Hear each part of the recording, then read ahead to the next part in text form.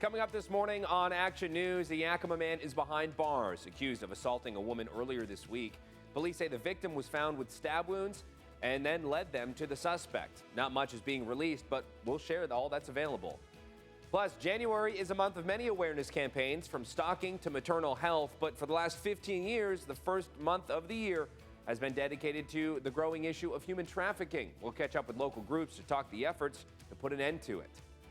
And Second Harvest's mobile market made its way to Kennewick as hundreds of cars lined up to get a helping hand in the pantry. From grains to eggs, officials say they've noticed the wintertime is a bit tougher on those in need. We'll have that story and more coming up as you start your day with us right here on Action News.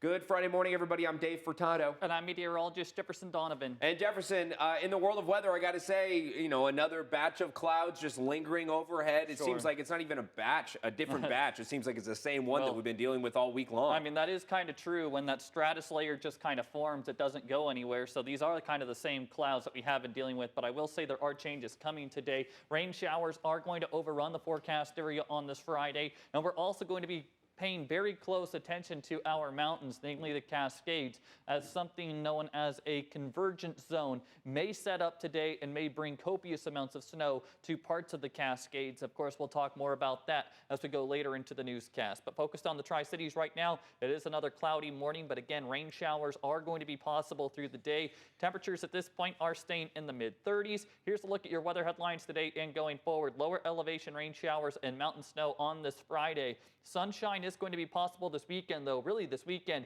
is looking rather sublime. And then as we go into next week, the weather is going to be staying fairly quiet. I'll break down the remainder of your forecast, and we will discuss those mountain snow concerns coming today straight ahead. Thanks, Jefferson. We begin this morning in Grant County. Deputies are investigating a fatal crash last night near Ephrata. According to Washington State Patrol, just before 7:30 p.m., a 59-year-old Moses Lake man was traveling northbound on Road 19 Northwest, while 39-year-old Jessica Oldkey of Soap Lake was heading westbound on State Route 28. Moses Lake man didn't stop at the stop sign, causing him to crash into the driver's side of Lake's car. Both vehicles came to a rest in ditches on opposite sides of the road. Oldkey died at the scene, and deputies say she wasn't wearing a seatbelt at the time of the collision. The 59-year-old was life-flighted to Sacred Heart Medical Center. It's unknown if drugs or alcohol played a part in the crash. A Yakima man is in jail accused of punching and stabbing a woman Monday afternoon. It happened at around 4:30 in the 500 block of East Chestnut Avenue, where police found a woman who had been stabbed in the armpit. Police say she told them what happened, which led them to arrest Brandon Jahar, who was arrested. His bail was set at $50,000. And a Seattle woman is accused of assaulting another woman with a beer bottle at an Ellensburg bar on New Year's Eve, and they're now waiting for her trial on assault charges. The Seattle woman was arrested for the incident at the Frontier Tavern. She pleaded not guilty to second-degree assault charges. Her husband was also arrested after being accused of threatening a bouncer and resisting police. He also pleaded not guilty to the charges. Trials for the couple is scheduled for March. And a Yakima woman is facing a homicide charge after being accused of causing the death of an Ellensburg woman who died after smoking fentanyl. The Yakima woman pleaded not guilty to charges of controlled substance homicide and delivery of a controlled substance during a court hearing this week. The woman who died was found by her boyfriend in the backseat of her vehicle in the parking lot of her apartment back in August of 2023. A search of the woman's phone led them to McDowgall, and she was arrested on a warrant on January 2nd. Her trial is set for late February. For the last 15 years, the month of January has been dedicated to raise awareness and educate the public on the growing issue of human trafficking. KEPR's Alan Lester shares with us those efforts range nationally to locally.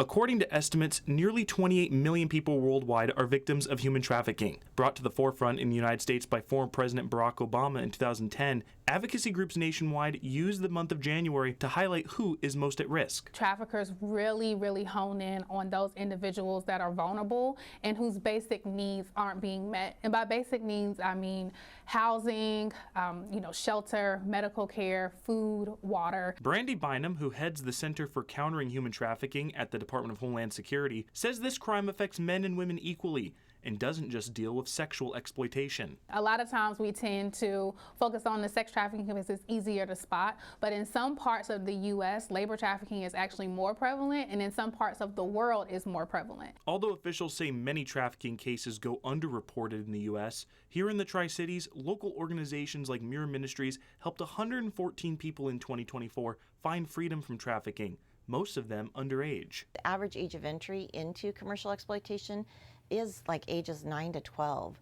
So we need to get there and help these kids. McFarland, who's ran the organization for 10 years, says the rise of social media has played a major part in traffickers targeting the most vulnerable in our communities. There's so much more exploitation online than there ever used to be, and our kids are online way more than we ever used to have in the past. That constant access online and trusting the people that they're talking with online really just makes a strong vulnerability for our youth.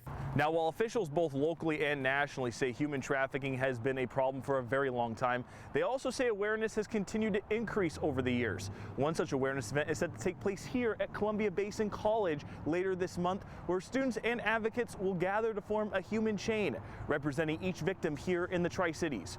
Reporting in Pasco, I'm Alan Lester, KEPR Action News. KEPR's Alan Lester, thank you. And you can find more details on the awareness event being held at Columbia Basin College, as well as other resources for National Human Trafficking Prevention Month, up on our website, KEPRTV.com. Switching gears this morning, contract negotiations between the Hanford Guards Union and Hanford Mission Integration Solutions could be coming to an end. According to representatives with HMIS, they've reached a tentative agreement with the union on the new contract that is currently being voted on by union members. We'll let you know once we know the results of that vote. And at Monday's meeting, the Ellensburg City Council appointed Emily Brown-Prats to fill the vacancy on the Public Library Board. Brown-Prats, who has experience on the Affordable Housing and Parks and Recreation Commissions, works as a treatment court coordinator and volunteers with local organizations. I'm an avid reader. I've lived here my whole life, grew up at the public library, and I'm in Rotary with several people in the room and have known Josephine for a while, and she seems like a lot of fun, and it is a good way to try and give back to our community. So I thought this might be a way to get more involved. Now, she was the only applicant for the open position and will serve on the board for a 5-year term. And finally, families across the Tri-Cities got a helping hand with some groceries yesterday thanks to a local organization. The Second Harvest Mobile Market returned to Eastgate Elementary in Kennewick yesterday morning as hundreds of cars lined up to get free produce, grains, milk, and eggs, which continue to see growing costs. Organizers tell us the need for food in the community continues to grow, especially in the colder months. I mean, noticing more people coming out during the winter. Times are hard in general, no matter what the weather is, but I'm just glad that people, the public, trust us enough to come to us when they need food. We don't always have eggs, but as soon as protein is donated, we always try to make sure it's one of the first things that goes out, because we know people need it. Now, leaders from Second Harvest say each mobile market stop across Eastern Washington helps feed at least 250 families.